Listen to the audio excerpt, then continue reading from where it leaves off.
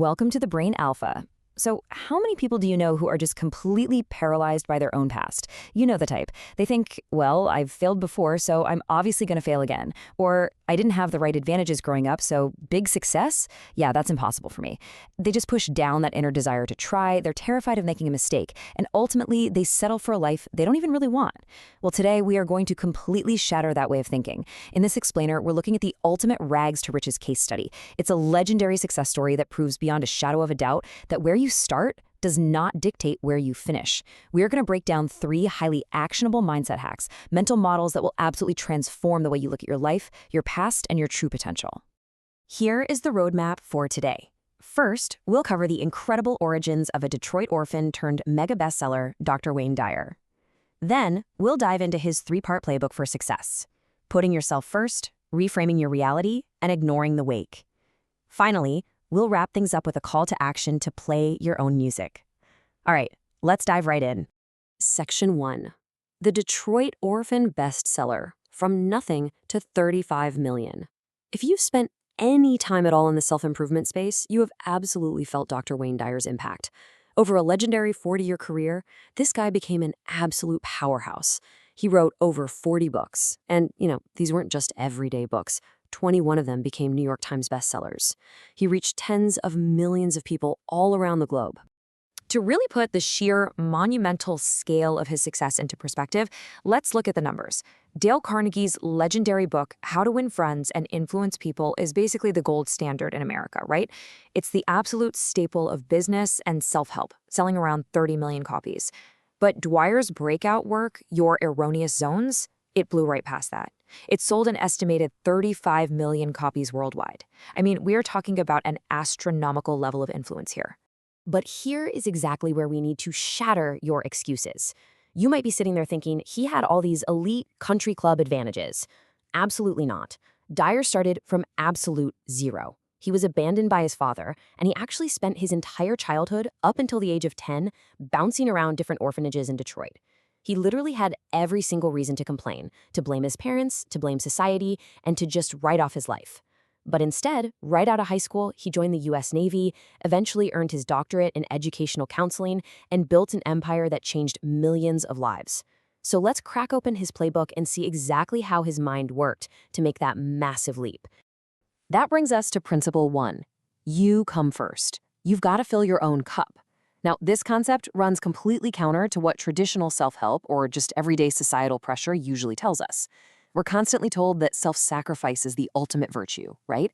That working yourself to the bone for others while ignoring your own needs is somehow noble. Well, Dyer argued that this is actually totally backwards. His philosophy? You have to be selfish before you can ever be truly selfless. Think about that classic airplane oxygen mask rule. You've heard it a million times before takeoff. When the cabin pressure drops, you must secure your own mask before helping the person next to you. Why do they say that? Because if you pass out from a lack of oxygen in 30 seconds, you are literally useless to everyone else around you. In fact, you just become a burden. Life works the exact same way. If you don't secure your own foundation first, there is no way you can lift anyone else up. You simply cannot give what you do not have. If you're broke, miserable, anxious, and exhausted, any attempt you make to help someone else is just going to project all that fear and anger right onto them. Plus, receiving help from a deeply miserable person usually just makes the receiver feel incredibly guilty. But when you prioritize your own success, when you're eating well, sleeping well, building up your own foundation, your cup overflows. True altruism is giving from that overflow. It's only when you are completely full and satisfied that you can genuinely elevate your family, your employees, or your community without carrying any hidden resentment. Moving on to principle 2. Reframe your reality. Choose your interpretation. Dyer firmly believed that 99.9% of people are completely trapped. They walk around thinking there is only one objective truth to the events that happen in their lives.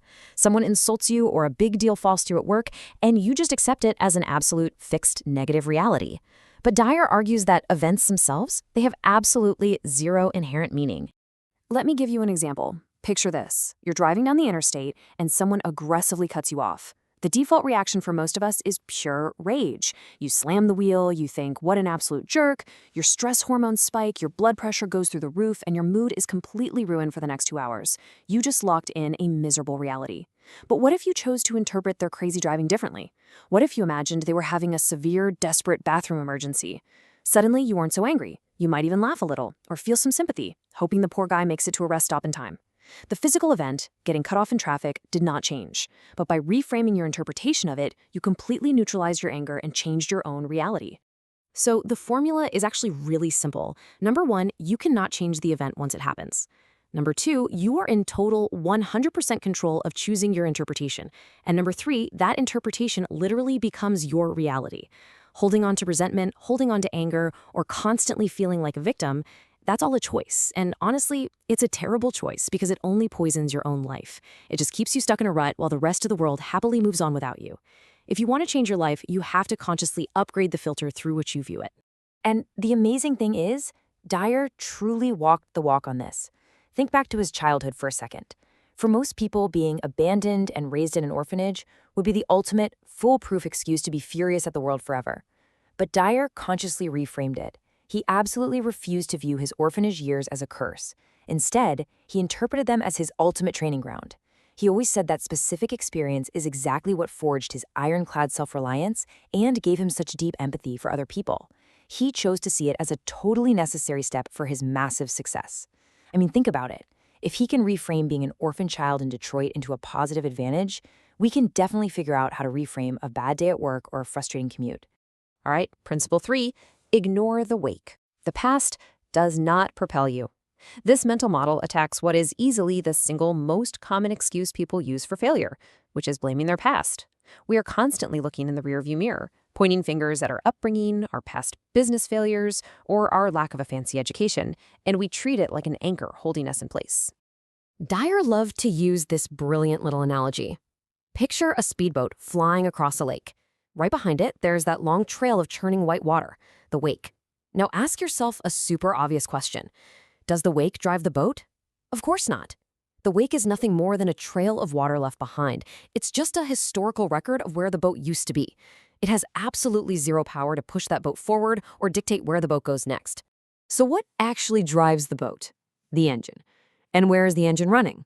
It's operating entirely in this exact moment, right now.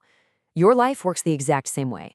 Yesterday, last year, your childhood, all of that is just the wake. It's just a memory. It has no physical power over you right now unless you actively choose to turn around and stare at the water instead of steering the ship. The only thing moving you forward is the engine of your actions in the present moment. Your past failures have zero power over your future direction. Which brings us to our final section. Play your own music. Action over excuses. We've established that you need to fill your own cup. You need to reframe your reality, and you must cut the anchor to your past. But let's be real. None of this matters without execution. It is time to stop wasting time on regrets and start taking serious action. This brings us to perhaps Dr. Wayne Dyer's most powerful, famous concluding thought. He said, "Don't die with your music still in you." Every single one of us has a specific talent, a dream, a unique vision, or some big challenge we've always wanted to take on. That thing, that is your music. And way too many people let fear, excuses, or the judgments of others completely silence them.